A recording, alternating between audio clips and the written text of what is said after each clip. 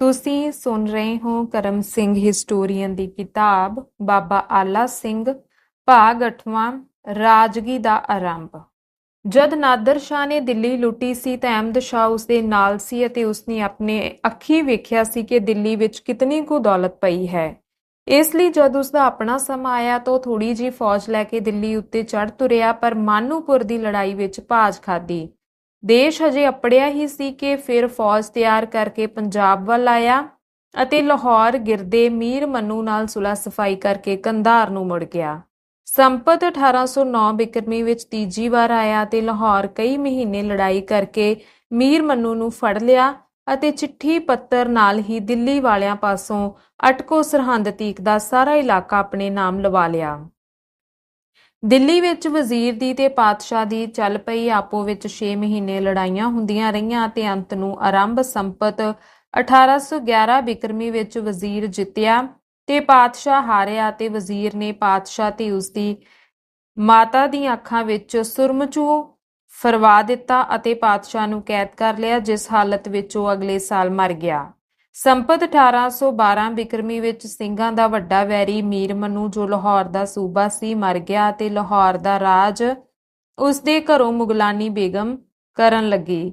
ਮੁਗਲਾਨੀ ਬੇਗਮ ਦਾ ਚਾਲ ਚਲਨ ਕੁਝ ਐਸਾ ਵੈਸਾ ਹੀ ਸੀ। ਇਸਨੇ ਵਜ਼ੀਰ ਭਖਾਰੀ ਖਾਂ ਨੂੰ ਗੋਲੀਆਂ ਪਾਸੋਂ ਜੁੱਤੀਆਂ ਮਰਵਾ ਕੇ ਹੀ ਮਾਰ ਦਿੱਤਾ ਅਤੇ ਦਿੱਲੀੋਂ ਜੋ ਸੈਯਦ ਜਮਾਲ ਆਇਆ ਉਸ ਨਾਲ ਵੀ ਨਾ ਬਣੇ। ਇਸ ਕਰਕੇ ਗਾਜੂਦੀਨ ਵਜ਼ੀਰ ਸ਼ਹਿਜ਼ਾਦਾ ਅਲੀ ਗੋਹਰ ਨੂੰ ਆਪਣੇ ਨਾਲ ਲੈ ਕੇ ਪੰਜਾਬ ਵੱਲ ਆਇਆ ਅਤੇ ਸਤਲੁਜ ਕੰਢੇ ਮਾਛੀਵਾੜੇ ਆਣ ਡੇਰੇ ਲਾਏ।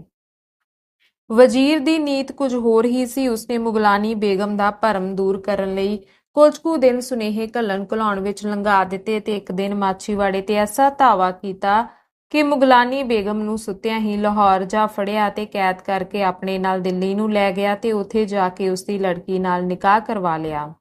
ਜਦ ਮੁਹੰਮਦ ਸ਼ਾਹ ਨੂੰ ਇਸ ਗੱਲ ਦੀ ਖਬਰ ਲੱਗੀ ਤਾਂ ਸੰਪਤ 1813 ਬਿਕਰਮੀ ਵਿੱਚ ਉਹ ਕੰਧਾਰੋਂ ਪੰਜਾਬ ਵੱਲ ਆਇਆ। ਲਾਹੌਰ ਦਾ ਸੂਬਾ ਅਦੀਨਾ ਬੇਗ ਸੀ, ਜੋ ਲਾਹੌਰ ਨੂੰ ਖਾਲੀ ਕਰਕੇ ਹਾਂਸੀ ਹਿਸਾਰ ਵੱਲ ਨੱਸ ਗਿਆ। ਅਹਿਮਦ ਸ਼ਾਹ ਲਾਹੌਰੋਂ ਸਰਹੰਦ ਤੇ ਇਥੋਂ ਦਿੱਲੀ ਪੁੱਜਾ। ਰਾਹ ਵਿੱਚ ਕਿਸੇ ਨੇ ਰੋਕਣਾ ਤਾਂ ਕੀ ਸੀ। ਪਾਤਸ਼ਾਹ ਤੇ ਉਸਦਾ ਵਜ਼ੀਰ 10 ਕੋ ਅੱਗੋਂ ਹੋ ਕੇ ਲੈਣ ਆਏ ਅਤੇ ਗੋਲੀ ਦਾਗਣ ਤੋਂ ਬਿਨਾਂ ਹੀ ਅਹਿਮਦ ਸ਼ਾਹ ਦਿੱਲੀ ਵਿੱਚ ਜਾ ਵੜਿਆ।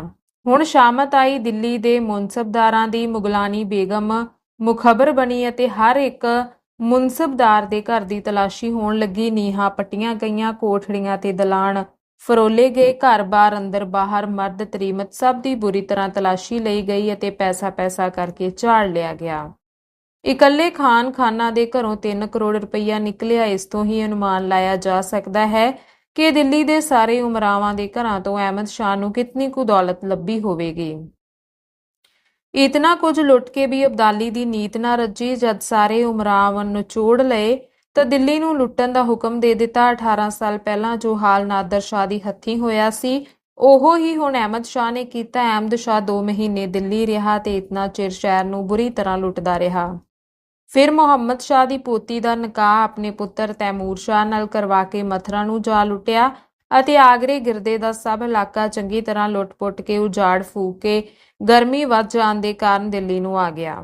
ਹੁਣ ਮੁਹੰਮਦ ਸ਼ਾਹ ਦੀ ਛੋਟੀ ਲੜਕੀ ਦਾ ਨਿਕਾਹ ਆਪਣੇ ਨਾਲ ਕਰਵਾਇਆ ਅਤੇ ਪਾਤਸ਼ਾਹ ਪਾਸੋਂ ਕਰੜਾ ਨਜ਼ਰਾਨਾ ਲੈ ਕੇ ਹਾੜ ਸੰਪਤ 1814 ਬਿਕਰਮੀ ਨੂੰ ਕੰਧਾਰ ਵੱਲ ਨੂੰ ਮੁੜ ਪਿਆ ਅਤੇ ਜਾਂਦਾ ਹੋਇਆ ਅਬਦੁਲ ਸਮਦ ਖਾਂ ਨੂੰ ਸਰਹੰਦ ਦਾ ਹਾਕਮ ਬਣਾ ਗਿਆ।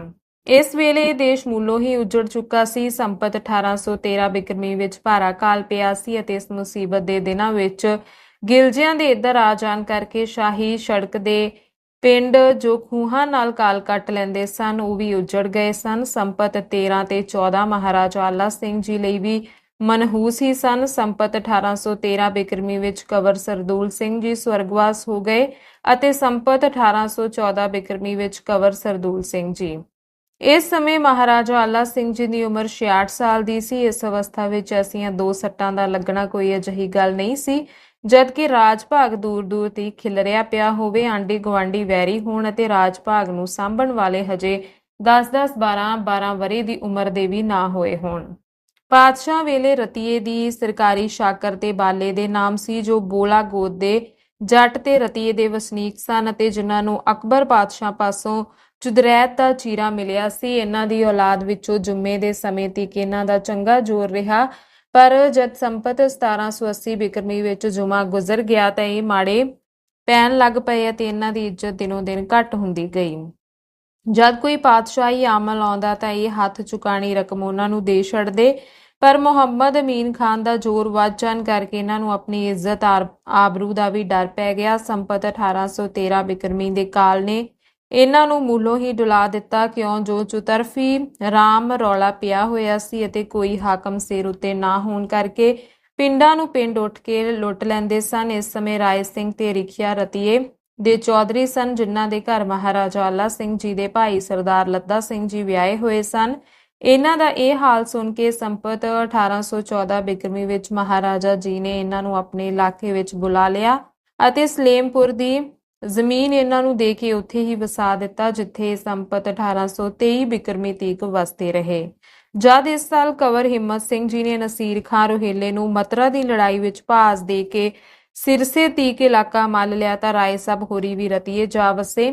ਜਦ ਅਬਦੁਲ ਸਮੰਦ ਖਾਂ ਸਰਹੰਦ ਦਾ ਹਾਕਮ ਹੋ ਕੇ ਆਇਆ ਤਾਂ ਰੀਤ ਅਨੁਸਾਰ ਇਲਾਕੇ ਦੇ ਸਭ ਰਈਸ ਸਰਹੰਦ ਹਾਜ਼ਰ ਹੋਏ। ਮਹਾਰਾਜਾ ਜੀ ਵੀ ਗਏ ਅਤੇ ਉਸ ਨਾਲ ਐਸੀ ਵਾਕਫੀ ਵਧਾਈ ਕਿ ਉਹ ਮਹਾਰਾਜਾ ਜੀ ਦੀ ਸਲਾਹ ਉੱਤੇ ਚੱਲਣ ਲੱਗ ਪਿਆ। ਬਰਸਾਤ ਦੇ ਦਿਨ ਸਰਹੰਦ ਕੱਟ ਕੇ ਅਬਦੁਲ ਸਮੰਦ ਖਾਂ ਦੌਰੇ ਚੜ੍ਹਿਆ ਅਤੇ ਸਭ ਪਰਗਨੇ ਵੇਖ ਕੇ ਫੱਗਣ ਵਿੱਚ ਸੁਨਾਮ ਜਾ ਪੁੱਜਾ। ਮੁਹੰਮਦ ਅਮੀਨ ਖਾਂ ਭੱਟੀ ਨੇ ਵੇਖਿਆ ਕਿ ਬਦਲਾ ਲੈਣ ਦਾ ਹੁਣ ਸੋਹਣਾ ਮੌਕਾ ਹੈ। ਉਹ ਸੁਨਾਮ ਆ ਕੇ ਅਬਦੁਲ ਸਮੰਦ ਖਾਂ ਨੂੰ ਮਿਲਿਆ ਅਤੇ ਆਪਣੀ ਲੜਕੀ ਦਾ ਡੋਲਾ ਉਸ ਨੂੰ ਦੇ ਕੇ ਇਸ ਗੱਲ ਉੱਤੇ ਉਸ ਰਾਜੀ ਕਰ ਲਿਆ ਕਿ ਮਹਾਰਾਜਾ ਆਲਾ ਸਿੰਘ ਜੀ ਪਾਸੋਂ ਸਾਰਾ ਇਲਾਕਾ ਖੋਹ ਲਿਆ ਜਾਵੇ। ਮਹਾਰਾਜਾ ਜੀ ਉਸ ਸਮੇਂ ਸੁਨਾਮ ਸਨ। ਆਪ ਨੇ ਜਦ ਇਹ ਹਾਲ ਵੇਖਿਆ ਤਾਂ ਸੁਨਾਮ ਨੂੰ ਛੱਡ ਕੇ ਬਰਨਾਲੇ ਆ ਗਏ ਅਤੇ ਸਭ ਤਰ੍ਹਾਂ ਆਪਣੀ ਬਕਿਆਈ ਕਰ ਲਈ, ਪਰ ਉਸੇ ਸਮੇਂ ਖਬਰਾਂ ਆਪਣੀਆਂ ਕਿ ਮਰਹੱਟੇ ਦਿੱਲੀੋਂ ਸਰਹੰਦ ਨੂੰ ਆ ਰਹੇ ਸਨ। ਇਸ ਲਈ ਅਬਦੁਲ ਸਮੰਦ ਖਾਂ ਵਾਹੋ ਦਾ ਹੀ ਸਰਹੰਦ ਨੂੰ ਨੱਠ ਗਿਆ। ਸੰਪਤ 1813 ਬਿਕਰਮੀ ਵਿੱਚ ਅਹਿਮਦ ਸ਼ਾਹ ਆਇਆ ਸੀ ਤਾਂ ਅਦੀਨਾ ਬੇਗ ਹਾਂਸੀ ਹਿਸਾਰ ਨੂੰ ਨੱਠ ਗਿਆ ਸੀ। ਜਦ ਅਗਲੇ ਸਾਲ ਅਬਦਾਲੀ ਮੁੜ ਗਿਆ ਤਾਂ ਅਦੀਨਾ ਬੇਗ ਦੁਆਬੇ ਵਿੱਚ ਆ ਗਿਆ ਤੇ ਸਿੰਘਾਂ ਦੀ ਸਹਾਇਤਾ ਲੈ ਕੇ ਗਿਲਜਿਆਂ ਨਾਲ ਲੜਨ ਲੱਗਾ। ਜਲੰਧਰੋਂ ਬਾਹਰ ਗਿਲਜਿਆਂ ਤੇ ਸਿੰਘਾਂ ਦਾ ਟਾਕਰਾ ਹੋਇਆ, ਜਿਸ ਵਿੱਚ ਗਿਲਜੇ ਹਾਰ ਗਏ। ਉਹਨਾਂ ਦਾ ਅਫਸਰ ਮੁਰਾਦ ਖਾਨ ਨੱਠ ਗਿਆ ਤੇ ਸਭ ਅਸਬਾਬ ਸਿੰਘਾਂ ਦੇ ਹੱਥ ਲੱਗਾ। ਸਿੰਘਾਂ ਨੇ ਜਲੰਧਰ ਉੱਤੇ ਕਬਜ਼ਾ ਕਰ ਲਿਆ। ਵੈਰੀਆਂ ਨੂੰ ਲੱਭ-ਲੱਭ ਕੇ ਸੋਧਿਆ, ਜਿਨ੍ਹਾਂ ਨੇ ਸ਼੍ਰੀ ਕਰਤਾਰਪੁਰ ਗੁਰੂ ਕੇ ਅਸਥਾਨ ਦੀ ਬੇਅਦਬੀ ਕੀਤੀ ਸੀ। ਸਾਰਾ ਦੁਆਬਾ ਉਗਰਾ ਖਾਧਾ ਅਤੇ ਲਾਹੌਰ ਤੋਂ ਲੈ ਕੇ ਪਠਾਨਕੋਟ ਤੀਕ ਸਾਰੇ ਇਲਾਕੇ ਵਿੱਚ ਦੀ ਫਿਰ ਨਿਕਲੇ। ਇੰਨੀ ਹੀ ਦਿਨੀ ਦਿੱਲੀ ਗਿਰਦੇ ਮਰਹੱਟੇ ਫਿਰ ਰਹੇ ਸਨ। ਅਦੀਨਾ ਬੇਗ ਨੇ ਜਦ ਵੇਖਿਆ ਕਿ ਸਿੰਘਾਂ ਨੇ ਗਿਲਜਿਆਂ ਨੂੰ ਮਾਰ ਕੇ ਆਪਣਾ ਆਪ ਹੀ ਬਣਾਇਆ ਹੈ, ਮੇਰੇ ਹੱਥ ਤਾਂ ਕੁਝ ਵੀ ਨਾ ਲੱਗਾ, ਤਾਂ ਉਸਨੇ ਆਪਣੇ ਵਕੀਲ ਹਰ ਲਾਲ ਤੇ ਆਪਣੇ ਸਰਕਰਦੇ ਸਦੀਕ ਬੇਗ ਨੂੰ ਦਿੱਲੀ ਵੱਲ ਘੱਲਿਆ ਅਤੇ ਮਰਹੱਟਿਆਂ ਨੂੰ ਪੰਜਾਬ ਵੱਲ ਸੱਦ ਲਿਆ। ਰਾਓ ਰਘੁਨਾਥ ਰਾਓ ਮਰਹੱਟਾ ਫੌਜ ਦਾ ਇੱਕ ਦਸਤਾ ਲੈ ਕੇ ਪੰਜਾਬ ਵੱਲ ਵਧਿਆ ਅਤੇ ਹੌਲੀ-ਹੌਲੀ ਦੇਸ਼ ਨੂੰ ਲੁੱਟਦਾ ਆਇਆ। 14 ਫੱਗਣ ਸੰਪਤ 1814 ਬਿਕਰਮੀ ਨੂੰ ਰਘੁਨਾਥ ਰਾਓ ਅੰਬਾਲੇ ਪੁੱਜਾ ਅਤੇ ਸ਼ੰਭੂ ਪਾਸ ਮੁਗਲ ਦੀ ਸਰਾਂ ਤੇ ਰਾਜਪੁਰ ਇੱਕ ਮੁਕਾਮ ਕਰਕੇ 28 ਫੱਗਣ ਨੂੰ ਸਰਾਏ ਵਣਜਾਰੇ ਮੁਕਾਮ ਕੀਤਾ ਅਤੇ 2 ਸਵਾਰ ਆਨੰਦਪੁਰ ਕੈਸੋ ਨੂੰ ਘੱਲੇ ਕਿ ਸਰਕਾਰ ਪਟਿਆਲਾ ਦੇ ਵਕੀਲ ਨੂੰ ਲਿਆਉਣ। ਜਦ ਲੱਦਾ ਮੱਲ ਆਇਆ, ਰਘੁਨਾਥ ਰਾਓ ਨੇ ਅੱਡ ਹੋ ਕੇ ਕਿਹਾ ਕਿ ਮਹਾਰਾਜਾ ਆਲਾ ਸਿੰਘ ਜੀ ਨੇ ਦੱਖਣੋਂ ਸਾਨੂੰ ਦੱਸਿਆ ਹੈ, ਪਰ ਆਪ ਕਿਉਂ ਨਹੀਂ ਆਏ? ਉਹ ਛੇਤੀ ਆਉਣ, ਅਸਾਂ ਜੋ ਕੁਝ ਕਰਨਾ ਹੈ ਉਹਨਾਂ ਦੀ ਸਲਾਹ ਨਾਲ ਹੀ ਕਰਨਾ ਹੈ। ਮਹਾਰਾਜਾ ਜੀ ਆਪ ਤਾਂ ਨਾ ਆਏ, ਪਰ ਆਪਣੇ ਸਰਦਾਰ ਬੀਰਮ ਢਿੱਲੋਂ ਨੂੰ ਲੱਦਾ ਮੱਲ ਪਾਸ ਘੱਲ ਦਿੱਤਾ ਕਿ ਆਪੋ ਵਿੱਚ ਸਲਾਹ ਕਰਕੇ ਸਾਰੀ ਗੱਲ ਨੂੰ ਨਜਿੱਠ ਲੈਣ। ਸਭ ਤੋਂ ਅੱਗੇ ਤਾਂ ਰਘੁਨਾਥ ਰਾਓ ਸੀ ਅਤੇ ਇਸ ਦੇ ਮਗਰ ਇੱਕ ਮੰਜ਼ਲ ਦੀ ਵਿੱਥ ਉੱਤੇ ਮਰਹੱਟਿਆਂ ਦੇ ਛੋਟੇ-ਛੋਟੇ ਦਸਤੇ ਤੁਰੇ ਆਉਂਦੇ ਸਨ ਅਤੇ ਦੇਸ਼ ਨੂੰ ਚੰਗੀ ਤਰ੍ਹਾਂ ਲੁੱਟੀ ਜਾਂਦੇ ਸਨ। ਸਰਹੰਦ ਵਿੱਚ ਅਬਦੁਲ ਸਮੰਦ ਖਾਨ ਕਿਲਾ ਮੱਲੀ ਬੈਠਾ ਸੀ ਅਤੇ ਸਰਹੰਦ ਨੂੰ ਹਜੇ ਸਰ ਭਾਵੇਂ ਨਹੀਂ ਕੀਤਾ ਸੀ, ਪਰ ਸਰਾਏ ਵਣਜਾਰੇ ਵੀ ਇਸ ਗੱਲ ਦਾ ਫੈਸਲਾ ਹੋ ਗਿਆ ਕਿ ਸਰਹੰਦ ਦੀ ਹਕੂਮਤ ਸਦੀਕ ਬੇਗ ਨੂੰ ਦਿੱਤੀ ਜਾਵੇਗੀ। ਬੁੱਧਵਾਰ 29 ਫੱਗਣ ਨੂੰ ਸਰਾਏ ਵਣਜਾਰੇ ਤੋਂ 3 ਕੋਹਾਂ ਉੱਤੇ ਇੱਕ ਪਿੰਡ ਮੁਕਾਮ ਹੋਇਆ ਅਤੇ ਫੌਜ ਵਿੱਚ ਖਬਰ ਕਰ ਦਿੱਤੀ ਗਈ ਕਿ ਭਲਕੇ ਸਰਹੰਦ ਦੀ ਲੜਾਈ ਹੋਵੇਗੀ। ਸਰਹੰਦ ਵਿੱਚ ਅਬਦੁਲ ਸਮੰਦ ਖਾਂ ਆਕੀ ਹੋਇਆ ਬੈਠਾ ਸੀ। ਮਰਹੱਟੇ ਸਰਹੰਦ ਉਦਾਲੇ ਜਾ ਹੋਏ, ਪਰ ਸ਼ਹਿਰ ਨੂੰ ਸਰ ਨਾ ਕਰ ਸਕੇ। ਅਦੀਨਾ ਬੇਗ ਵੀ ਮਰਹੱਟਾ ਕੈਂਪ ਵਿੱਚ ਆ ਗਿਆ ਤੇ ਉਸਨੇ ਸਲਾਹ ਦਿੱਤੀ ਕਿ ਇਹ ਕੰਮ ਸਿੰਘਾਂ ਦੀ ਸਹਾਇਤਾ ਨਾਲ ਬਹੁਤ ਸੁਖਾਲਾ ਹੋ ਸਕੇਗਾ। ਆਪੋ ਵਿੱਚ ਸਲਾਹ ਕਰਕੇ ਉਸੇ ਵੇਲੇ ਸਦੀਕ ਬੇਗ ਨੂੰ ਖਾਲਸਾ ਦਲ ਵੱਲ ਘੱਲਿਆ ਗਿਆ, ਜੋ ਉਸ ਸਮੇਂ ਦੁਆਬੇ ਵਿੱਚ ਸਮੇਂ ਦੀ ਚਾਲ ਨੂੰ ਵੇਖ ਰਿਹਾ ਸੀ। ਸਰਹੰਦ ਦਾ ਨਾਮ ਸੁਣਦਿਆਂ ਹੀ ਸਿੰਘਾਂ ਨੂੰ ਮਾਨੋ ਚਾਉ ਚੜ ਗਿਆ ਅਤੇ ਉਹ ਰਾਤੋਂ ਰਾਤ ਸਤਲੁਜ ਲੰਘ ਗਏ ਲੰਘ ਕੇ ਦਿਨ ਚੜ੍ਹਦੇ ਨੂੰ ਹੀ ਸਰਹੰਦ ਦੁਆਲੇ ਆ ਇਕੱਠੇ ਹੋਏ। ਸਿੰਘਾਂ ਨੇ ਅਦੀਨਾ ਬੇਗ ਪਾਸੋਂ ਇਹ ਨੇਮ ਲੈ ਲਿਆ ਕਿ ਸ਼ਹਿਰ ਦੀ ਲੁੱਟ ਵਿੱਚ ਪਹਿਲ ਸਾਡੀ ਹੋਵੇਗੀ। ਫਿਰ ਸ਼ਹਿਰੋਂ ਬਾਹਰ ਪੰਜਾਬੀਆਂ ਉੱਤੇ ਡੇਰਾ ਜਾ ਕੀਤਾ ਅਤੇ ਸਾਹਿਬਜ਼ਾਦਿਆਂ ਦਾ ਧਿਆਨ ਧਰ ਕੇ ਐਸੇ ਜ਼ੋਰ ਦਾ ਹੱਲਾ ਕੀਤਾ ਕਿ ਵੇਖਦਿਆਂ ਹੀ ਵੇਖਦਿਆਂ ਸਿੰਘ ਸ਼ਹਿਰ ਅੰਦਰ ਜਾ ਵੜੇ ਅਤੇ ਉਗਰਾਹੀ ਸ਼ੁਰੂ ਕਰ ਦਿੱਤੀ। ਪਹਿਲੇ ਦਿਨ ਸਿੰਘਾਂ ਨੇ ਹੀ ਸ਼ਹਿਰ ਉਗਰਾਇਆ, ਦੂਜੇ ਦਿਨ ਮਰਹੱਟੇ ਵੀ ਲੁੱਟਣ ਲੱਗ ਪਏ ਅਤੇ ਤੀਜੇ ਦਿਨ ਤਾਂ ਐਸੀ ਖੁੱਲ੍ਹ ਹੋ ਗਈ ਕਿ ਲਾਂਭ-ਚਾਂਭ ਦੇ ਪਿੰਡ ਵਾਲੇ ਵੀ ਸ਼ਹਿਰ ਨੂੰ ਲੁੱਟਣ ਆ ਗਏ। ਲੁੱਟ ਦਾ ਤਰਦਾ ਮਾਲ ਸਿੰਘਾਂ ਦੇ ਹੱਥ ਲੱਗਾ ਸੀ, ਜਿਸ ਕਰਕੇ ਮਰਹੱਟਿਆਂ ਦੀ ਨੀਤ ਫਿਰ ਗਈ ਅਤੇ ਉਹਨਾਂ ਨੇ ਵਿਚਾਰਿਆ ਕਿ ਜਦ ਸਿੰਘ ਹੁਣ ਉਗਰਾਹੀ ਲਈ ਸ਼ਹਿਰ ਨੂੰ ਜਾਣ ਤਾਂ ਇਹਨਾਂ ਦੇ ਡੇਰੇ ਨੂੰ ਲੁੱਟ ਲਈਏ, ਕਿਉਂ ਜੋ ਉਸ ਵੇਲੇ ਡੇਰਿਆਂ ਵਿੱਚ ਥੋੜੇ ਹੀ ਖਾਲਸੇ ਹੋਣਗੇ। ਅਦੀਨਾ ਬੇਗ ਨੇ ਰੋਜ਼ ਸਿੰਘਾਂ ਨਾਲ ਵਰਤਣਾ ਸੀ ਅਤੇ ਇਸੇ ਦੇ ਸੱਦਣ ਕਰਕੇ ਸਿੰਘ ਇੱਥੇ ਆਏ ਸਨ, ਇਸ ਲਈ ਉਸਨੇ ਸਿੰਘਾਂ ਨੂੰ ਖਬਰ ਕਰ ਦਿੱਤੀ ਕਿ ਖਾਲਸਾ ਜੀ ਦੱਖਣੀਆਂ ਦੀ ਨੀਤ ਫਿਰ ਗਈ ਹੈ, ਹੁਣ ਤੁਸੀਂ ਹਰਨ ਹੋ ਜਾਓ। ਸਿੰਘਾਂ ਨੇ ਉਸੇ ਵੇਲੇ ਡੇਰਾ ਕੂਚ ਕਰ ਦਿੱਤਾ ਅਤੇ ਮਰਹੱਟੇ ਭਾਵੇਂ ਸਿੰਘਾਂ ਦੇ ਮਗਰ ਲੱਗੇ ਵੀ ਪਰ ਖਾਲਸੇ ਦੀ ਧੂੜ ਨੂੰ ਵੀ ਨਾ ਆਪੜ ਸਕੇ। ਸਿੰਘ ਘੂਰਮ ਘੂਰੀ ਹੁੰਦੇ ਤੁਰੇ ਗਏ ਅਤੇ ਜਦ ਕੁਝ ਵਿੱਥ ਪੈ ਗਈ ਤਾਂ ਐਸੇ ਹਰਨ ਹੋਏ ਕਿ ਮੁੜ ਉਹਨਾਂ ਦਾ ਕੁਝ ਪਤਾ ਨਾ ਲੱਗਾ। ਇਹ ਹਾਲ ਆਰੰਭ ਸੰਪਤ 1915 ਬਿਕਰਮੀ ਦਾ ਹੈ। ਅਬਦੁਲ ਸਮਦ ਖਾਨ ਨੂੰ ਮਰਹੱਟਿਆਂ ਨੇ ਫੜ ਲਿਆ ਸੀ, ਸੋ ਕੈਦ ਕਰਕੇ ਆਪਣੇ ਨਾਲ ਲੈ ਗਏ, ਪਰ ਮੁਹੰਮਦ ਅਮੀਨ ਖਾਂ ਭੱਟੀ ਦੀ ਲੜਕੀ, ਜਿਸਨੂੰ ਅਬਦੁਲ ਸਮਦ ਖਾਂ ਹੁਣ ਹੀ ਨਿਕਾਹ ਕੇ ਲਿਆਇਆ ਸੀ, ਉਹ ਮਰਹੱਟਿਆਂ ਦੇ ਕਾਬੂ ਆਉਣੋਂ ਬਚ ਰਹੀ ਤੇ ਸਰਹੰਦ ਵਿੱਚ ਹੀ ਲੁਕੀ ਰਹੀ। ਜਦ ਮਰਹੱਟੇ ਲਾਹੌਰ ਨੂੰ ਚਲੇ ਗਏ ਤਾਂ ਮਹੇਸ਼ ਪਿੰਡ ਦੇ ਰਾਜਪੂਤਾਂ ਨੇ ਉਸ ਨੂੰ ਲੱਭ ਕੇ ਤਲਵੰਡੀ ਅਪੜਾ ਦਿੱਤਾ ਅਤੇ ਮਲਕ ਦਲੇਲ ਖਾਂ, ਅਜ਼ੀਜ਼ ਖਾਂ ਆਦਿ ਤਲਵੰਡੀ ਦੇ ਰਾਜਪੂਤਾਂ ਨੇ ਉਸ ਨੂੰ ਬੋਹੇ ਪਹੁੰਚਾ ਦਿੱਤਾ ਤੇ ਅਲਾਦਾਦ ਖਾਂ ਬੋਹੇ ਵਾਲੇ ਨੇ ਮੁਹੰਮਦ ਅਮੀਨ ਖਾਂ ਪਾਸ ਫਤਿਆਬਾਦ। ਜਦ ਮਰਹੱਟੇ ਲਾਹੌਰੋਂ ਅਟਕ ਨੂੰ ਵਧੇ ਤਾਂ ਅਬਦੁਲ ਸਮਦ ਖਾਂ ਰਾਹ ਵਿੱਚੋਂ ਕਿਸੇ ਬਿੱਧ ਖਲਾਸੀ ਪਾ ਕੇ ਫਤਿਆਬਾਦ ਆ ਗਿਆ ਅਤੇ ਫੌਜ ਦਾ ਰੰਗ ਢੰਗ ਬਣਾ ਕੇ ਮਹਾਰਾਜਾ ਆਲਾ ਸਿੰਘ ਜੀ ਨਾਲ ਮੱਥਾ ਲਾਉਣਾ ਚਾਹਿਆ। ਇਸੇ ਹੀ ਸਮੇਂ ਸਾਹਿਬਜ਼ਾਦਾ ਸ਼ਾਹ ਆਲਮ ਦਿੱਲੀੋਂ ਹਰਿਆਣੇ ਵੱਲ ਆ ਗਿਆ ਅਤੇ ਮੁਹੰਮਦ ਅਮੀਨ ਖਾਨ ਭੱਟੀ ਸ਼ਹਿਜ਼ਾਦੇ ਦੀ ਸੇਵਾ ਵਿੱਚ ਜਾ ਹਾਜ਼ਰ ਹੋਇਆ। ਵਜ਼ੀਰ ਗਾਜੂਦੀਨ ਸ਼ਹਿਜ਼ਾਦੇ ਦੇ ਉਲਟ ਸੀ। ਉਸਦੀ ਸਖਾਵਟ ਕਰਕੇ ਮਰਹੱਟਿਆਂ ਨੇ ਭੀਠਲ ਰਾਓ ਮਰਹੱਟੇ ਨੂੰ ਸ਼ਹਿਜ਼ਾਦੇ ਨਾਲੋਂ ਤੋੜ ਲਿਆ ਅਤੇ ਪਾਤਸ਼ਾਹ ਵੱਲੋਂ ਫਰਮਾਨ ਘਲਾ ਦਿੱਤਾ ਕਿ ਸ਼ਹਿਜ਼ਾਦਾ ਰਾਣੀਆਂ ਨੂੰ ਨਾ ਜਾਵੇ। ਬੀਠਲ ਰਾਓ ਦੇ ਖਿਸਕ ਜਾਣ ਕਰਕੇ ਸ਼ਹਿਜ਼ਾਦੇ ਦੀ ਤਾਕਤ ਕਮਜ਼ੋਰ ਹੋ ਚੁੱਕੀ ਸੀ, ਇਸ ਲਈ ਉਹ ਮੁਹੰਮਦ ਅਮੀਨ ਖਾਂ ਪਾਸ ਬਹੁਤਾ ਚਿਰ ਨਾ ਠਹਿਰਿਆ ਅਤੇ ਚੜ੍ਹੇ ਸੌਨ ਕੁੰਜਪੁਰੇ ਦੇ ਰਾਹ ਨਜੀਬੁੱਦੌਲਾ ਪਾਸ ਚਲਿਆ ਗਿਆ, ਜੋ ਉਸ ਸਮੇਂ ਮੀਰਾਪੁਰ ਰਹਿੰਦਾ ਸੀ। ਮੁਹੰਮਦ ਅਮੀਨ ਖਾਂ ਦੀ ਇੱਛਾ ਸੀ ਕਿ ਸ਼ਹਿਜ਼ਾਦੇ ਦੀ ਸਹਾਇਤਾ ਨਾਲ ਮਹਾਰਾਜਾ ਆਲਾ ਸਿੰਘ ਜੀ ਪਾਸੋਂ ਬਦਲਾ ਲਵੇ, ਪਰ ਸ਼ਹਿਜ਼ਾਦੇ ਦੇ ਛੇਤੀ ਮੁੜ ਜਾਣ ਨਾਲ ਉਸਦੀ ਕਾਮਨਾ ਪੂਰੀ ਨਾ ਹੋਈ। ਫਿਰ ਉਸਨੇ ਆਪਣੇ ਸੰਬੰਧੀ ਅਬਦੁਲ ਸਮਦ ਖਾਂ ਨੂੰ ਆਪਣੇ ਨਾਲ ਰਲਾਇਆ ਅਤੇ ਸਾਜ ਸਮਾਨ ਠੀਕ ਕਰਕੇ ਮਹਾਰਾਜਾ ਆਲਾ ਸਿੰਘ ਜੀ ਨਾਲ ਮੱਥਾ ਲਾਉਣਾ ਚਾਹਿਆ। ਇਸ ਵੇਲੇ ਮਹਾਰਾਜਾ ਜੀ ਮੂਨਕ ਉਤਰੇ ਹੋਏ ਸਨ ਅਤੇ ਆਪਣੀ ਸਹਾਇਤਾ ਲਈ ਮਹਾਰਾਜਾ ਜੀ ਨੇ ਸਿੰਘਾਂ ਦੇ ਇੱਕ ਜਥੇ ਨੂੰ ਸਦਵਾ ਰੱਖਿਆ ਸੀ। ਸੌਣ ਦੇ ਦਿਨ ਸਨ ਕਿ ਮੁਹੰਮਦ ਅਮੀਨ ਖਾਨ ਤੇ ਅਬਦੁਲ ਸਮਦ ਖਾਂ ਕੋਈ 20,000 ਰੁਹੇਲੇ ਪੱਟੀ ਤੇ ਪਚਾਦੇ ਇਕੱਠੇ ਕਰਕੇ ਜਮਾਲਪੁਰ ਆ ਉਤਰੇ ਅਤੇ ਟੋਹਾਣੇ ਵਾਲੇ ਪਠਾਨਾਂ ਨੂੰ ਖਵਾ ਘੱਲਿਆ ਕਿ ਸਾਡੀ ਈਨ ਮੰਨ ਲਵੋ। ਟੋਹਾਣੀਆਂ ਨੇ ਉੱਤਰ ਦਿੱਤਾ ਕਿ ਜੇਕਰ ਆਪ ਪਾਤਸ਼ਾਹੀ ਸੰਬੰਧ ਲੈ ਕੇ ਆਪਣੇ ਇਲਾਕੇ ਦੇ ਹਾਕਮ ਹੋ ਕੇ ਆਉਂਦੇ ਤਾਂ ਅਸੀਂ ਤੁਹਾਡੀ ਈਨ ਮੰਨ ਵੀ ਲੈਂਦੇ, ਪਰ ਇਸ ਵੇਲੇ ਤਾਂ ਆਪ ਮੁਹੰਮਦ ਅਮੀਨ ਖਾਂ ਦੇ ਹਾਮੀ ਬਣ ਕੇ ਆਏ ਹੋ, ਇਸ ਲਈ ਅਸੀਂ ਮਹਾਰਾਜਾ ਆਲਾ ਸਿੰਘ ਜੀ ਦੀ ਈਨ ਹੀ ਮੰਨਾਂਗੇ। ਇਸ ਗੱਲੋਂ ਗੁੱਸੇ ਹੋ ਕੇ ਅਬਦੁਲ ਸਮਦ ਖਾਂ ਨੇ ਟੋਹਾਣੇ ਉੱਤੇ ਚੜ੍ਹਾਈ ਕਰ ਦਿੱਤੀ, ਪਰ ਜਦ ਟੋਹਾਣੇ ਵਾਲਿਆਂ ਨੂੰ ਲੜਾਈ ਲਈ ਤਿਆਰ ਵੇਖਿਆ ਤਾਂ ਸਿਉਣੀ ਖੱਤਰੀ ਦੀ ਹਵੇਲੀ ਨੂੰ ਲੁੱਟ ਕੇ ਮੁੜ ਗਏ। ਇਹ ਸਿਉਣੀ ਖੱਤਰੀ ਪਾਤਸ਼ਾਹੀ ਸਮੇਂ ਤੋਂ ਇਸ ਇਲਾਕੇ ਦੇ ਕੌਣਗੋ ਸਨ ਅਤੇ ਸਾਰੇ ਟੋਹਾਣੇ ਵਿੱਚ ਇਹਨਾਂ ਦੇ ਘਰ ਹੀ ਬਹੁਤੀ ਦੌਲਤ ਸੀ। ਇਹ ਹਵੇਲੀ ਕਸਬੇ ਤੋਂ ਇੱਕ ਪਾਸੇ ਹੋਣ ਕਰਕੇ ਉਹਨਾਂ ਦੇ ਕਾਬੂ ਆ ਗਈ ਸੀ, ਪਰ ਜਦ ਭੱਟੀਆਂ ਦੇ 2-4 ਆਦਮੀ ਮਾਰੇ ਗਏ ਅਤੇ ਉਹਨਾਂ ਨੇ ਮੂਨਕ ਵੱਲੋਂ ਸਿੰਘਾਂ ਦੀ ਫੌਜ ਆਉਂਦੀ ਵੇਖੀ ਤਾਂ ਉਸ ਵੇਲੇ ਜਮਾਲਪੁਰ ਨੂੰ ਮੁੜ ਗਏ। 8 ਦਿਨਾਂ ਮਗਰੋਂ ਅਬਦੁਲ ਸਮਦ ਖਾਂ ਤੇ ਮੁਹੰਮਦ ਅਮੀਨ ਖਾਨ ਫਿਰ ਟੋਹਾਣੇ ਵੱਲ ਵਧੇ, ਪਰ ਟੋਹਾਣੀਏ ਸ਼ਹਿਰੋਂ ਬਾਹਰ ਨਿਕਲ ਕੇ ਲੜਨ ਲਈ ਤਿਆਰ ਹੋ ਗਏ, ਕਿਉਂਕਿ ਮਹਾਰਾਜਾ ਜੀ ਦੀ ਫੌਜ ਇਹਨਾਂ ਦੀ ਸਹਾਇਤਾ ਲਈ ਮੂਨਕੋ ਆ ਰਹੀ ਸੀ। ਇਸ ਲਈ ਅਬਦੁਲ ਸਮਦ ਖਾਂ ਟੋਹਾਣੇ ਵੱਲੋਂ ਮੋਢਾ ਮੋੜ ਗਿਆ ਅਤੇ ਰਾਜਪੁਰੇ ਨੂੰ ਜਾ ਲੁੱਟਿਆ। ਉੱਪਰੋਂ ਮਹਾਰਾਜਾ ਜੀ ਦੀ ਫੌਜ ਵੀ ਆ ਗਈ ਅਤੇ ਰਾਜਪੁਰੇ ਦੀ ਬਰੇਤੀ ਵਿੱਚ ਗਹਿ ਗੱਚ ਲੜਾਈ ਹੋਈ। ਵੈਰੀ ਜਾਣਦੇ ਸਨ ਕਿ ਇਹ ਸਾਡਾ ਆਖਰੀ ਯਤਨ ਹੈ, ਜੇਕਰ ਅਸੀਂ ਹੁਣ ਹਾਰ ਗਏ ਤਾਂ ਫਿਰ ਸਾਡੇ ਪੈਰ ਵੱਜਣੇ ਔਖੇ ਹਨ। ਇਸ ਲਈ ਉਹ ਦਿਲ ਤੋੜ ਕੇ ਲੜੇ ਅਤੇ ਜਦ ਤੱਕ ਉਹਨਾਂ ਦਾ ਬਾਕੀ 100 ਕੁ ਆਦਮੀ ਨਾ ਮਰ ਗਿਆ ਉਹਨਾਂ ਦੇ ਦਿਲ ਨਾ ਡੋਲੇ। ਪਰ ਜਦ ਉਹਨਾਂ ਵੇਖਿਆ ਕਿ ਸਿੰਘ ਸਾਨੂੰ ਛੱਡਦੇ ਨਜ਼ਰ ਨਹੀਂ ਆਉਂਦੇ ਤਾਂ ਉਹ ਨੱਠ ਖਲੋਤੇ ਅਤੇ ਸਭ ਮਾਲ ਮੱਤਾ ਛੱਡ ਕੇ ਫਤਿਆਬਾਦ ਜਾ ਦਮ ਲਿਆ। ਖਾਲਸੇ ਨੇ ਉਹਨਾਂ ਦਾ ਦੂਰ ਤੱਕ ਪਿੱਛਾ ਕੀਤਾ ਤੇ ਉਹਨਾਂ ਦੇ ਇਲਾਕੇ ਵਿੱਚ ਜੋ ਵਸਦਾ ਪਿੰਡ ਸੀ ਸਭ ਨੂੰ ਉਗਰਾ ਲਿਆ। ਜਮਾਲਪੁਰ ਤੇ ਧਾਰਸੂਲ ਦੇ ਤਪਿਆਂ ਉੱਤੇ ਮਹਾਰਾਜਾ ਜੀ ਦਾ ਕਬਜ਼ਾ ਹੋ ਗਿਆ ਤੇ ਭੱਟੀਆਂ ਦਾ ਐਸਾ ਬੁਰਾ ਹਾਲ ਹੋਇਆ ਕਿ ਫਿਰ ਉਹਨਾਂ ਨੇ ਆਉਂਦੇ 9 ਸਾਲਾਂ ਤੀਕ ਮਹਾਰਾਜਾ ਜੀ ਦੀ ਫੌਜ ਦਾ ਟਾਕਰਾ ਕਰਨ ਦਾ ਹੀਆ ਨਾ ਕੀਤਾ। ਪਾਤਸ਼ਾਹੀ ਸਮੇਂ ਵਿੱਚ ਜਮਾਲਪੁਰ ਦੇ ਪਰਗਨੇ ਨਾਲ 100 ਪਿੰਡ ਸਨ। ਇਸ ਤੋਂ ਮਗਰੋਂ ਤੱਪਾ ਖੇੜੀ ਰਾਏ ਅਹਿਮਦ ਨੂੰ ਮਿਲ ਗਿਆ, ਜਿਸ ਕਰਕੇ ਜਮਾਲਪੁਰ ਨਾਲ 84 ਪਿੰਡ ਰਹਿ ਗਏ। ਪਿਛਲੇ ਦਿਨਾਂ ਵਿੱਚ ਆ ਕੇ ਬਲੋਚ ਫੌਜਦਾਰ ਇੱਧਰ ਦੀ ਉਗਰਾਈ ਕਰਿਆ ਕਰਦੇ ਸਨ ਅਤੇ ਖਾਸ ਜਮਾਲਪੁਰ ਇੱਥੋਂ ਦੇ ਸ਼ੇਖਾਂ ਦੇ ਨਾਮ ਮਾਫ ਸੀ। ਸ਼ਾਹਜਹਾਂ ਪਾਤਸ਼ਾਹ ਦੇ ਸਮੇਂ ਸ਼ੇਖ ਨੂਰ ਮੁਹੰਮਦ ਨੇ ਕਿਸੇ ਔਖੇ ਮਸਲੇ ਨੂੰ ਹੱਲ ਕਰ ਦਿੱਤਾ ਸੀ, ਜਿਸ ਕਰਕੇ ਪਾਤਸ਼ਾਹ ਨੇ ਜਮਾਲਪੁਰ ਨੂੰ ਜਗੀਰ ਵਿੱਚ ਦੇ ਦਿੱਤਾ ਸੀ।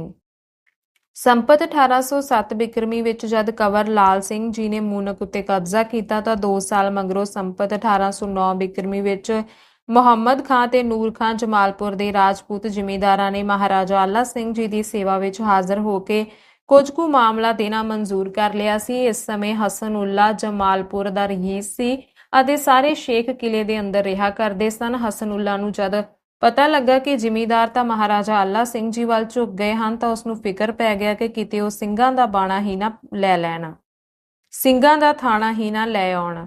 ਜੇਕਰ ਸਿੰਘਾਂ ਦਾ ਥਾਣਾ ਕਿਲੇ ਵਿੱਚ ਆ ਗਿਆ ਤਾਂ ਸਾਡੀ ਬੇਪਤੀ ਹੋਵੇਗੀ। ਸੋ ਉਸਨੇ ਇਹ ਸਾਰੀ ਹਕੀਕਤ ਆਪਣੇ ਪੁੱਤਰ ਰਿਜ਼ਕ ਉੱਲਾ ਪਾਸ ਫਤਿਆਬਾਦ ਲਿਖ ਘੱਲੀ, ਜੋ ਉਸ ਸਮੇਂ ਮੁਹੰਮਦ ਮੀਨ ਖਾਂ ਭੱਟੀ ਪਾਸ ਨੌਕਰ ਸੀ। ਉੱਥੋਂ 20 ਬੰਦੂਕਚੀ ਇਹਨਾਂ ਦੀ ਰਾਖੀ ਲਈ ਆ ਗਏ ਤੇ ਉਹਨਾਂ ਨੂੰ ਕਿਲੇ ਵਿੱਚ ਦਾਖਲ ਕਰ ਲਿਆ ਗਿਆ। ਇਹ ਗੱਲ ਸੰਪਤ 1810 ਬਿਕਰਮੀ ਦੀ ਹੈ।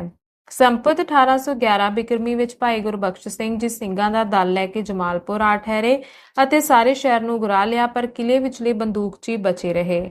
ਜਦ ਸਿੰਘਾਂ ਦਾ ਦਲ ਚਲਿਆ ਗਿਆ ਤਾਂ ਕੁਝ ਸਮੇਂ ਮਗਰੋਂ ਬੰਦੂਕਚੀਆਂ ਨੂੰ ਵੀ ਹੌਸਲਾ ਹੋ ਗਿਆ ਤੇ ਉਸ ਜ਼ਮੀਂਦਾਰਾਂ ਨੂੰ ਮਹਾਰਾਜਾ ਆਲਾ ਸਿੰਘ ਜੀ ਦੀ ਸਰਕਾਰ ਵਿੱਚ ਮਾਮਲਾ ਤਾਰਨੋਂ ਮਨਾ ਕਰਨ ਲੱਗ ਪਏ ਅਤੇ ਕਹਿਣ ਲੱਗੇ ਕਿ ਮਾਮਲਾ ਅਸੀਂ ਆਪ ਵਸੂਲ ਕਰਿਆ ਕਰਾਂਗੇ। ਪਰ ਜ਼ਮੀਂਦਾਰਾਂ ਨੇ ਇੱਕ ਨਾ ਮੰਨੀ ਤੇ ਸੰਪਤ 1813 ਬਿਕਰਮੀ ਤੀਕ ਜਾਂ ਮਾਮਲਾ ਦੇ ਆਇਆ ਕਰਦੇ ਰਹੇ।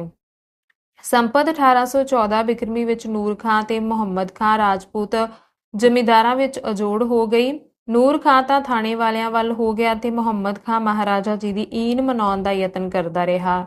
ਕੁਝ ਕੁ ਆਦਮੀ ਮੰਨ ਗਏ ਸਨ ਕਿ ਨੂਰ ਖਾਂ ਫਤਿਆਬਾਦ ਗਿਆ ਤੇ ਮੁਹੰਮਦ ਅਮੀਨ ਖਾਂ ਦੇ ਆਦਮੀ ਲਿਆ ਕੇ ਸੰਪਤ 1819 ਬਿਕਰਮੀ ਦੀ ਕਨਕੂਤ ਕਰਵਾ ਦਿੱਤੀ। ਇਸ ਤੋਂ ਮਗਰੋਂ ਅਬਦੁਲ ਸਮੰਦ ਖਾਂ ਤੇ ਮੁਹੰਮਦ ਅਮੀਨ ਖਾਂ ਨੂੰ ਜਦ ਰਾਜਪੁਰੇ ਦੀ ਲੜਾਈ ਵਿੱਚ ਭਾਜ ਹੋਈ ਤੇ ਇਹਨਾਂ ਦੇ ਨਾਲ ਹੀ ਜਮਾਲਪੁਰ ਦੇ ਸ਼ੇਖ ਵੀ ਨਸ ਗਏ, ਪਰ ਕਿਲੇ ਜਮਾਲਪੁਰ ਦੀ ਰਾਖੀ ਲਈ ਮੁਹੰਮਦ ਅਮੀਨ ਖਾਂ ਸ਼ੇਖ ਚਾਂਦ ਨੂੰ 100 ਸਵਾਰ ਦੇ ਕੇ ਕਿਲੇ ਵਿੱਚ ਛੱਡ ਗਿਆ। ਅੱਸੂ ਸੰਪਤ 1815 ਬਿਕਰਮੀ ਨੂੰ ਸਰਦਾਰ ਬੀਕਾ ਸਿੰਘ ਸ਼ੇਖੋ ਨੇ ਆ ਕੇ ਮੁਹੰਮਦ ਅਮੀਨ ਖਾਂ ਦੇ ਸਵਾਰਾਂ ਨੂੰ ਕਿਲੇ ਵਿੱਚੋਂ ਕੱਢ ਦਿੱਤਾ ਤੇ ਆਪਣਾ ਠਾਣਾ ਬਿਠਾ ਦਿੱਤਾ ਤੇ ਸ਼ੇਖਾਂ ਨੂੰ ਦਲਾਸਾ ਦੇ ਕੇ ਵਾਪਸ ਬੁਲਾ ਲਿਆ। ਇਸ ਪਰਗਨੇ ਦੀ ਹੱਦ ਭੁੰਦਰਵਾਸ ਤੀਕ ਸੀ, ਸੋ ਉੱਥੋਂ ਤੀਕ ਹੀ ਮਹਾਰਾਜਾ ਜੀ ਦਾ ਕਬਜ਼ਾ ਹੋ ਗਿਆ। ਪਰ ਅਸਲ ਗੱਲ ਇਹ ਹੈ ਕਿ ਰੋਜ਼-ਰੋਜ਼ ਦੇ ਕਾਲਾਂ ਤੇ ਹਕੂਮਤ ਦੇ ਸੁਸਤ ਹੋਣ ਕਰਕੇ ਉਸ ਸਮੇਂ ਇਸ ਸਾਰੇ ਇਲਾਕੇ ਵਿੱਚ ਕੇਵਲ 10 ਪਿੰਡ ਹੀ ਵਸਦੇ ਸਨ, ਬਾਕੀ ਸਭ ਪਿੰਡ ਵੀਰਾਨ ਪਿਆ ਸੀ। ਉਹ ਪਿੰਡ ਇਹ ਸਨ: ਜਮਾਲਪੁਰ, ਟੋਹਾਣਾ, ਰਾਮਪੁਰਾ, ਕੋਦਨੀ, ਰਤੀਆ, ਬਹੋਨਾ, ਗੋਰਖਪੁਰ, ਪਾਤੜ ਨਾਲਾ ਤੇ ਸਰਵਾਲਾ। ਤਾਰਸੂਲ ਤੇ ਖੇੜੀ ਦੇ ਦੋਵੇਂ ਤਪੇ 16-16 ਪਿੰਡ ਦੇ ਤਪੇ ਸਨ। ਇਸ ਹੀ ਸਮੇਂ ਇਹਨਾਂ ਉੱਤੇ ਵੀ ਕਰਜ਼ਾ ਹੋ ਗਿਆ ਤੇ ਥਾਣੇਦਾਰੀ ਹੀਰਾ ਸਿੰਘ ਬੀਕਾ ਸਿੰਘ ਸ਼ੇਖਵਾਂ ਨੂੰ ਦਿੱਤੀ ਗਈ। ਆਬਾਦੀ ਇਹਨਾਂ ਤਪਿਆਂ ਦੀ ਵੀ ਕੁਝ ਨਹੀਂ ਸੀ, ਕੇਵਲ ਇਲਾਕੇ ਦੀ ਮੇਰ ਕਰ ਲਈ ਗਈ ਸੀ। ਮੁਹੰਮਦ ਅਮੀਨ ਖਾਂ ਇਸ ਤਰ੍ਹਾਂ ਬਾਜੀ ਹਾਰ ਕੇ ਹਾਂਸੀ ਦੇ ਹਾਕਮ ਰੁਲੀਆ ਖਾਂ ਬਲੋਚ ਪਾਸ ਗਿਆ ਤੇ ਉਸਨੂੰ 1800 ਰੁਪਏ ਨਜ਼ਰਾਨਾ ਦੇ ਕੇ ਆਪਣੀ ਸਹਾਇਤਾ ਲਈ ਸੱਦਿਆ ਕਿ ਜਿਤਨਾ ਇਲਾਕਾ ਮਹਾਰਾਜਾ ਆਲਾ ਸਿੰਘ ਨੇ ਖੋਇਆ ਹੈ ਉਸ ਉੱਤੇ ਫੇਰ ਮੇਰਾ ਦਖਲ ਕਰਵਾ ਦਿੱਤਾ ਜਾਵੇ। ਰੁਲੀਆ ਖਾਂ ਨੇ ਧੂਮਧਾਮ ਨਾਲ ਹਾਂਸੀ ਤੋਂ ਕੂਚ ਕੀਤਾ ਅਤੇ ਬਰਵਾਲੇ ਡੇਰੇ ਲਾ ਲਏ। ਇਸ ਸਮੇਂ ਮੁਹੰਮਦ ਅਮੀਨ ਖਾਂ ਆਪਣਾ ਵਕੀਲ ਰੁਲੀਆ ਖਾਂ ਪਾਸ ਛੱਡ ਕੇ ਫਤਿਆਬਾਦ ਆ ਗਿਆ ਕਿ ਤਿਆਰੀ ਕਰਕੇ ਫੌਜ ਦਾ ਕੂਚ ਕਰਵਾਇਆ ਜਾਵੇ। ਮਹਾਰਾਜਾ ਜੀ ਦਾ ਸਰਹੱਦੀ ਹਾਕਮ ਬੀਕਾ ਸਿੰਘ ਸੀ, ਜਿਸਨੇ ਗੋਲੀ ਬਰੂਦ ਤੇ ਅੰਨਦਾਨੇ ਦੀ ਥੋੜ ਵੇਖ ਕੇ ਆਪਣਾ ਮੋਦੀ ਮਹਾਰਾਜ ਵੱਲ ਦੌੜਾਇਆ, ਕਿਉਂ ਜੋ ਦੂਜੇ ਅਹਿਲਕਾਰ ਕਿਸੇ ਪ੍ਰਕਾਰ ਦੀ ਸਹਾਇਤਾ ਨਹੀਂ ਦਿੰਦੇ ਸਨ। ਜਿਨ੍ਹਾਂ ਨੂੰ ਮਹਾਰਾਜ ਜੀ ਇੱਧਰੋਂ ਮੁੜਨ ਲੱਗੇ ਸਰਹੰਦ ਵੱਲ ਛੱਡ ਗਏ ਸਨ। 8 ਦਿਨਾਂ ਤੀਕ ਮੋਦੀ ਵੀ ਨਾ ਮੁੜਿਆ ਤੇ ਧਾਰਸੂਲ ਦੀ ਗੜੀ ਵਾਲੀ ਫੌਜ ਭੱਟੀਆਂ ਦੇ ਹੱਲੇ ਤੋਂ ਡਰ ਕੇ ਨੱਸ ਜਾਣ ਲਈ ਤਿਆਰ ਹੋ ਗਈ। ਪਰ ਇਸ ਤੋਂ ਮਗਰੋਂ ਕਰਤਾਰ ਦੀ ਨੀਤ ਐਸੀ ਹੋਈ ਕਿ ਰੁਲੀਆ ਖਾਂ ਨੂੰ ਮਹਾਰਾਜ ਜੀ ਦੇ ਇਲਾਕੇ ਵੱਲ ਵਧਣ ਦਾ ਹੌਸਲਾ ਹੀ ਨਾ ਪਿਆ ਤੇ ਜਿੱਥੇ-ਜਿੱਥੇ ਮਹਾਰਾਜਾ ਜੀ ਦਾ ਕਬਜ਼ਾ ਹੋ ਚੁੱਕਾ ਸੀ, ਸੋ ਸਾਰੇ ਥਾਂ ਮਹਾਰਾਜਾ ਜੀ ਦੇ ਪਾਸ ਹੀ ਰਹੇ। ਇਸ ਸਮੇਂ ਮਹਾਰਾਜਾ ਜੀ ਦਾ ਹੌਸਲਾ ਬਹੁਤ ਵੱਧ ਗਿਆ ਸੀ ਅਤੇ ਆਪ ਦੇ ਸਰਕਰਦੇ ਅੜੇ ਫੜੇ ਪਿੰਡਾਂ ਤੇ ਸ਼ਹਿਰਾਂ ਉੱਤੇ ਕਬਜ਼ਾ ਕਰੀ ਜਾਂਦੇ ਸਨ। ਸਮਾਣੇ ਉੱਤੇ ਹਜੇ ਤੀਕ ਮਹਾਰਾਜ ਜੀ ਦਾ ਕਬਜ਼ਾ ਨਹੀਂ ਹੋਇਆ ਸੀ। ਸਰਕਾਰ ਦੀ ਫੌਜ ਨੇ ਸਮਾਣੇ ਉੱਤੇ ਹੱਲਾ ਕੀਤਾ। ਤੰਦਰੋਂ ਵੈਰੀਆਂ ਨੇ ਵੀ ਟਾਕਰਾ ਕੀਤਾ। 5 ਆਦਮੀ ਵੈਰੀਆਂ ਦੇ ਤੇ 4 ਆਦਮੀ ਮਹਾਰਾਜਾ ਜੀ ਦੇ ਮਾਰੇ ਗਏ ਅਤੇ ਵੈਰੀ ਨੱਸ ਉੱਠੇ। ਬਾਹਰਲੀਆਂ ਹਵੇਲੀਆਂ ਨੂੰ ਸੋਧ ਕੇ ਜਾਂ ਮਹਾਰਾਜਾ ਜੀ ਦੀ ਫੌਜ ਸ਼ਹਿਰ ਦੇ ਅੰਦਰ ਨੂੰ ਵਧੀ ਤਾਂ ਵੈਰੀਆਂ ਨੇ ਮੂੰਹ ਵਿੱਚ ਘਾਹ ਲੈ ਕੇ ਸਰਕਾਰ ਦੀ ਹੀਨ ਮੰਨ ਲਈ ਅਤੇ ਸ਼ਹਿਰ ਉੱਤੇ ਸਰਕਾਰ ਦਾ ਕਬਜ਼ਾ ਹੋ ਗਿਆ। ਇਸ ਵੇਲੇ ਮਹਾਰਾਜਾ ਜੀ ਨੇ ਸੁਨਾਮ ਉੱਤੇ ਵੀ ਕਬਜ਼ਾ ਕਰ ਲਿਆ, ਜੋ ਮਰਹੱਟਿਆਂ ਦੇ ਆਉਣ ਸਮੇਂ ਤੋਂ ਹਾਕਮ ਤੋਂ ਸੁਣਨਾ ਪਿਆ ਸੀ। ਇਸ ਵੇਲੇ ਤੀਕ ਮਹਾਰਾਜਾ ਜੀ ਨੇ ਕਿਸੇ ਸ਼ਾਹੀ ਕਿਲੇ ਨੂੰ ਹੱਥ ਨਹੀਂ ਪਾਇਆ ਸੀ, ਜਿਸ ਤੋਂ ਇਹ ਸਿੱਧ ਹੋ ਸਕਦਾ ਹੈ ਕਿ ਮਹਾਰਾਜਾ ਜੀ ਦੀ ਨੀਤ ਰਾਜ ਰੋਕਣ ਦੀ ਸੀ। ਹੁਣ ਤੀਕ ਮਹਾਰਾਜਾ ਜੀ ਪਿੰਡਾਂ ਨੂੰ ਹੀ ਰੋਕੀ ਜਾਂਦੇ ਸਨ ਅਤੇ ਜਦੋਂ ਕਦੇ ਕੋਈ ਡਾਢਾ ਹਾਕਮ ਆਉਂਦਾ ਸੀ ਤਾਂ ਉਸ ਨੂੰ ਆਪਣੇ ਪਿੰਡਾਂ ਦੇ ਮਾਮਲੇ ਵਜੋਂ ਕੁਝ ਹੱਥ ਚੁਕਾਣੀ ਰਕਮ ਦੇ ਛੱਡਿਆ ਕਰਦੇ ਸਨ। ਪਰ ਹੁਣ ਮਹਾਰਾਜਾ ਜੀ ਨੇ ਵੇਖਿਆ ਕਿ ਅਸੀਂ ਸ਼ਾਹੀ ਥਾਵਾਂ ਨੂੰ ਵੀ ਸਾਂਭ ਸਕਦੇ ਹਾਂ, ਇਸ ਲਈ ਆਪ ਨੇ ਸੁਨਾਮ ਉੱਤੇ ਕਬਜ਼ਾ ਕਰ ਲਿਆ ਤੇ ਕਿਲੇ ਵਿੱਚ ਆਪਣੇ ਆਦਮੀ ਬਿਠਾ ਦਿੱਤੇ। ਇਸ ਵੇਲੇ ਤੋਂ ਸਮਝਣਾ ਚਾਹੀਦਾ ਹੈ ਕਿ ਮਹਾਰਾਜਾ ਜੀ ਨੇ ਰਾਜਗੀ ਦਾ ਆਰੰਭ ਕਰ ਦਿੱਤਾ ਅਤੇ ਸਰਦਾਰੀ ਦੀ ਹੱਦੋਂ ਲੰਘ ਗਏ। ਰਾਮਪੁਰੇ ਦੀ ਲੜਾਈ ਉੱਤੇ ਸਰਦਾਰੀ ਦੀ ਹੱਦ ਮੁੱਕਦੀ ਹੈ ਤੇ ਰਾਜਗੀ ਦੀ ਹੱਦ ਸ਼ੁਰੂ ਹੁੰਦੀ ਹੈ। ਰਾਮਪੁਰੇ ਦੀ ਜਿੱਤ ਨੇ ਮਹਾਰਾਜਾ ਆਲਾ ਸਿੰਘ ਜੀ ਦੇ ਮਨ ਤੋਂ ਭੱਟੀਆਂ ਦਾ ਫਿਕਰ ਵੀ ਉਡਾ ਦਿੱਤਾ ਤੇ ਜਿੱਥੋਂ ਤੀਕ ਇਸ ਪਾਸੇ ਵੱਲ ਕਬਜ਼ਾ ਕੀਤਾ ਜਾ ਸਕਦਾ ਸੀ ਕਰ ਲਿਆ ਗਿਆ। ਇਧਰ ਦਾ ਸਭ ਇਲਾਕਾ ਵੀਰਾਨ ਪਿਆ ਸੀ। ਸਾਰੇ ਇਲਾਕੇ ਵਿੱਚ ਕੇਵਲ ਗਿਣਤੀ ਦੇ ਹੀ ਪਿੰਡ ਸਨ, ਪਰ ਕਿਉਂਕਿ ਭੱਟੀਆਂ ਦਾ ਕੰਮ ਨਿਤ ਨਵੇਂ ਸੂਰਜ ਡਾਕੇ ਮਾਰਨ ਤੇ ਪਸ਼ੂ ਘੇਰ ਲਿਜਾਣ ਦਾ ਸੀ, ਇਸ ਲਈ ਇਹਨਾਂ ਨੂੰ ਸੋਧਣ ਤੋਂ ਬਿਨਾਂ ਇਲਾਕੇ ਦਾ ਸੁੱਖ ਨਾਲ ਵਸ ਸਕਣਾ ਔਖੀ ਗੱਲ ਸੀ। ਅਗਲੇ ਸਾਲ ਸੰਪਤ 1816 ਬਿਕਰਮੀ ਵਿੱਚ ਮਹਾਰਾਜਾ ਆਲਾ ਸਿੰਘ ਜੀ ਨੇ ਧਾਰਸੂਲ ਦੀ ਗੜੀ ਨੂੰ ਵਧਾ ਕੇ ਕਿਲਾ ਬਣਾ ਦਿੱਤਾ ਅਤੇ ਸ਼ਕਰਪੁਰਾ ਤੇ ਕੁਲਾਂ ਨੂੰ ਆਬਾਦ ਕਰਵਾ ਕੇ ਪਿੰਡ ਕੁਲਾਂ ਵਿੱਚ ਗੜੀ ਪਵਾ ਦਿੱਤੀ ਅਤੇ ਸ਼ਕਰਪੁਰੇ ਵਿੱਚ ਮੁਹੰਮਦ ਅਮੀਨ ਖਾਨ ਦੀ ਗੜੀ ਨੂੰ ਵਧਾ ਕੇ ਕਿਲਾ ਬਣਾ ਦਿੱਤਾ। ਬਾਂਗਰ ਦੇ ਤੱਪੋ ਵੱਲੋਂ ਭਾਵੇਂ ਮਹਾਰਾਜਾ ਜੀ ਦੇ ਸਰਕਰਦੇ ਰਾਖੀ ਵਸੂਲ ਕਰ ਲਿਆਇਆ ਕਰਦੇ ਸਨ, ਪਰ ਹਜੇ ਤੀਕ ਉਸ ਇਲਾਕੇ ਉੱਤੇ ਕਬਜ਼ਾ ਨਹੀਂ ਕੀਤਾ ਸੀ। ਰਾਮਪੁਰੇ ਦੀ ਲੜਾਈ ਨੇ ਜਦ ਭੱਟੀਆਂ ਦੀ ਤਾਕਤ ਤੋੜ ਦਿੱਤੀ ਅਤੇ ਬਾਂਗਰਵਾਲ ਦਾ ਰਾਹ ਖੋਲ ਦਿੱਤਾ ਤਾਂ ਸੰਪਤ 1816 ਬਿਕਰਮੀ ਵਿੱਚ ਨਰਵਾਣੇ ਉੱਤੇ ਵੀ ਮਹਾਰਾਜ ਜੀ ਦਾ ਕਬਜ਼ਾ ਹੋ ਗਿਆ ਅਤੇ ਕਾਲਵਾਨ, ਧਮਧਾਨ, ਤਰੋਂਦੀ, ਬੇਲ ਰਖਾ, ਖਰਲ, ਲਾਵਨ, ਪੀਪਲ ਥੇ, ਧਨੌਂਦੀ ਤੇ ਬੱਠੂ ਮੜਾ ਵਾਲਿਆਂ ਨੇ ਆਪ ਤੋਂ ਆਪ ਮਹਾਰਾਜਾ ਜੀ ਦੀ ਈਨ ਮੰਨ ਲਈ। ਇਸ ਤਰ੍ਹਾਂ ਰਾਮਪੁਰੇ ਦੀ ਲੜਾਈ ਨਾਲ ਮਹਾਰਾਜ ਜੀ ਉਸ ਸਾਰੇ ਇਲਾਕੇ ਦੇ ਮਾਲਕ ਹੋ ਗਏ ਜੋ ਬੇਹੇ, ਰਤੀਏ, ਬਹੋਨੇ, ਦਨੂੰਦੇ ਤੇ ਨਰਵਾਣੇ ਦੇ ਵਿਚਾਲੇ ਸੀ। ਕਬਜ਼ਾ ਕਰਨ ਵੇਲੇ ਸਭ ਥਾਣੇ ਹੀਰਾ ਸਿੰਘ ਤੇ ਬੀਕਾ ਸਿੰਘ ਸੇਖਵਾਂ ਦੇ ਸਨ, ਪਰ ਇਸ ਤੋਂ ਮਗਰੋਂ ਜਮਾਲਪੁਰ, ਟੋਹਾਣਾ ਤੇ ਬਾਂਗਰ ਦੀ ਥਾਣੇਦਾਰੀ ਸਰਦਾਰ ਗੁਰਬਖਸ਼ ਸਿੰਘ ਸੇਖੋਂ ਨੂੰ ਦਿੱਤੀ ਗਈ।